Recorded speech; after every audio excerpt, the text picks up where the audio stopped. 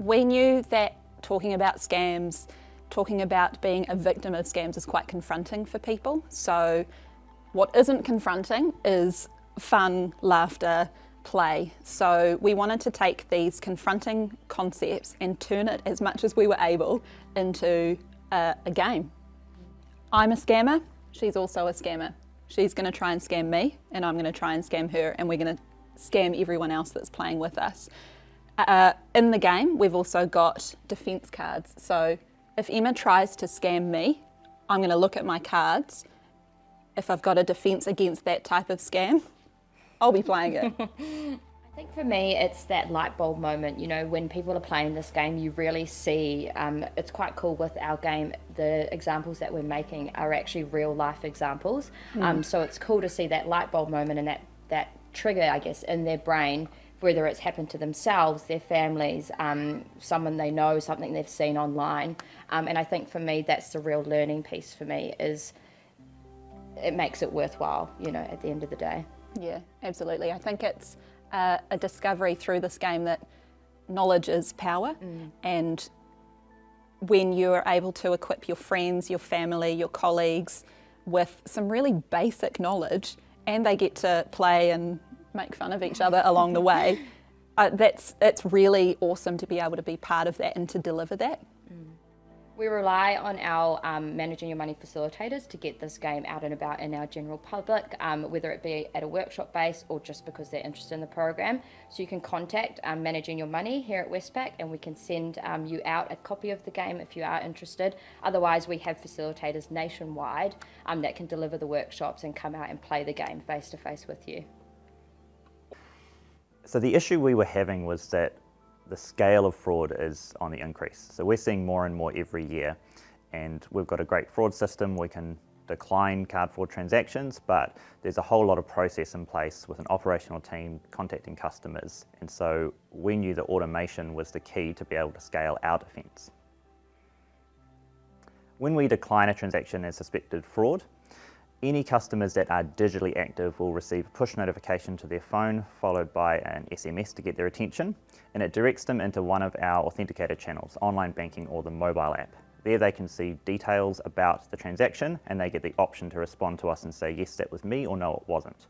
Our systems are fully automated to deal with those responses. Where it was the customer, we unblock their card, they can immediately start shopping. Where it wasn't them, they get prioritized in a follow-up phone call to deal with the fraud. So at the moment, about 200 customers a day are receiving one of our two-way card fraud alerts.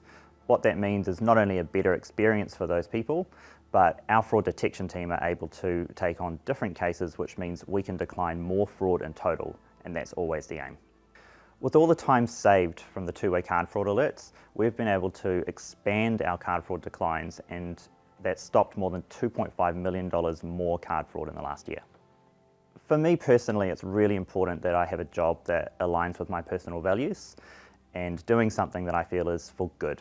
So working in a bank in the fraud team is an amazing way to use banks' resources to do something that's really important for people all around the world. We know that the money that gets stolen through fraud is used for funding some very bad things, and so every time we can stop that money getting into the hands of criminals, that's a massive win, and I feel really good about that. SUS stands for Statistical User Suspicion Score, and it is the monitoring system we use to pick up any signs that someone might be in a scam. Similarly, Chainalysis looks at the blockchain activity, also for signs that they might be in a scam. And when we're talking about people that might be in a scam, we're looking at people from 18 to 80 years old. There's no real particular scam range or age range for these scam victims. We see investors, we see people trying to gamble, etc.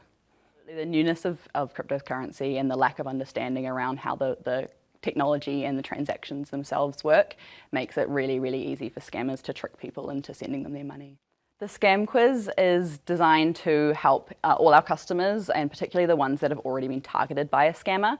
And the idea is that we really want them to question what they're up to and question what the scammer's saying, and also help them understand how the technology works.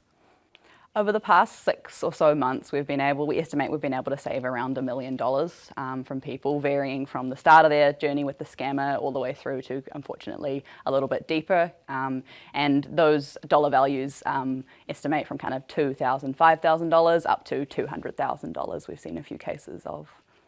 So I think it's really important that we are able to educate the people on how to invest on their own. We also see a lot of people who come to us, 6, 12 months later, having created their own investment portfolio away from the scammer in their own hands, and are really, really flourishing. So it really, really helps people learn how to invest legitimately. It's a huge thing for me. I think it's really important for me to help people who aren't quite so financially literate and really, really help them understand a little bit more about how to really financially flourish. It also is really awesome to hear from friends and family members. We often get customers who have, a friend or family member contact us with their concerns, and we've gone on to help them, and then they come back and say, hey, you've made a huge impact on my family member's life. You've stopped them from really losing everything. So that's really, really great to see.